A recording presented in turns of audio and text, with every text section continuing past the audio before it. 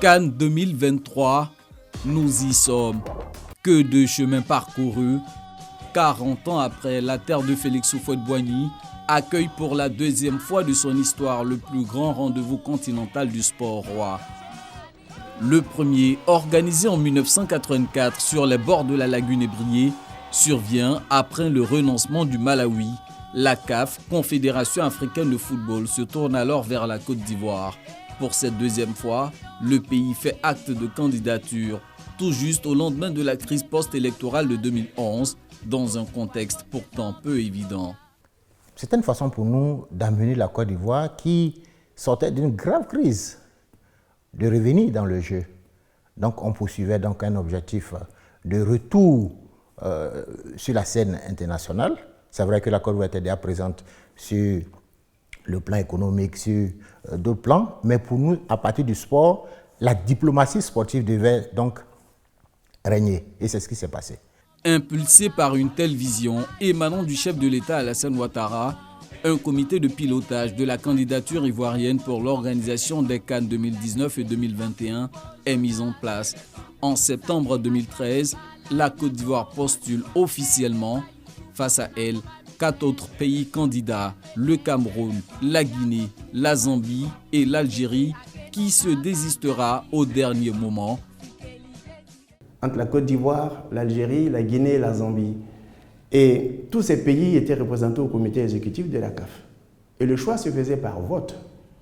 Et que tous les membres du comité exécutif, en tout cas il y en avait 4 qui étaient représentés au comité exécutif de la CAF et avaient droit de vote.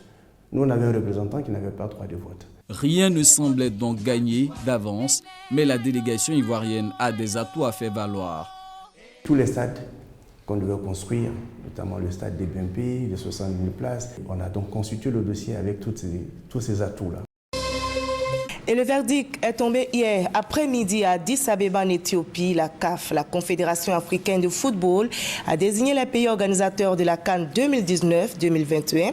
À l'issue du vote, le Cameroun va abriter la CAN 2019 et la Côte d'Ivoire va accueillir l'édition de 2021. Être désigné pays organisateur, c'est un but marqué, mais le match ne fait que commencer pour la Côte d'Ivoire. Il faut conserver l'avantage en tenant les engagements pris. Un dossier dont hérite Dan Paulin à son arrivée à la tête du ministère des Sports en juillet 2018. Dès le mois d'octobre, le Premier ministre Amadou Gon Coulibaly a lancé l'opération de construction de ces infrastructures sportives et d'hébergement à Yamoussoukro. Et rapidement, nous avons lancé les autres infrastructures à faire dans les autres villes sous son impulsion. De 2014 à 2023, plusieurs péripéties surviennent. La CAN ivoirienne, qui devait initialement se tenir en 2021, va être reportée en 2023. Raison évoquée, en 2018, le comité exécutif de la CAF juge que le Cameroun, hôte initial de l'édition 2019, n'est pas prêt. Il est donc décidé d'un glissement. Le Cameroun fera la CAN 2021 et la Côte d'Ivoire, celle de 2023. Période choisie, les mois de juin et juillet.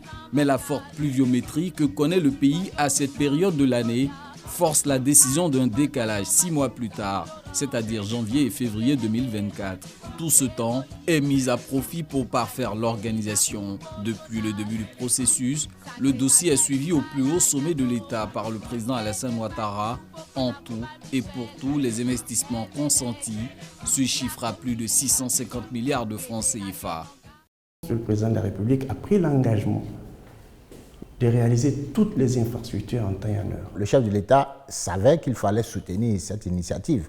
C'est pourquoi il n'a pas lésiné sur les moyens. Chaque fois qu'il y a eu des retards, ça et là, il a demandé au gouvernement de mettre la main à la poche. Ils ne sont plus au premier plan de l'organisation. Mais Alain Lobognon, Sori Diabaté et Paulin Danho disent être des patriotes fiers d'avoir œuvré à un tel aboutissement. Je suis heureux de voir mon pays aujourd'hui debout, en train de recevoir toute l'Afrique. Je suis heureux de voir les Ivoiriens rassemblés. Je suis heureux de voir les Ivoiriens mobilisés partout en Côte d'Ivoire, parce que cette Coupe d'Afrique va rester pendant longtemps dans les annales. La CAN en Côte d'Ivoire mérite déjà bien son nom de CAN de l'hospitalité. Plus de 5000 demandes d'accréditation de médias enregistrées, un record dans les annales de la CAF. Le comité d'organisation promet que la fête sera belle et mémorable, couronnée, pourquoi pas, par la victoire finale des éléphants. Alors on dit jamais 203. Donc, bonne chance à nos éléphants.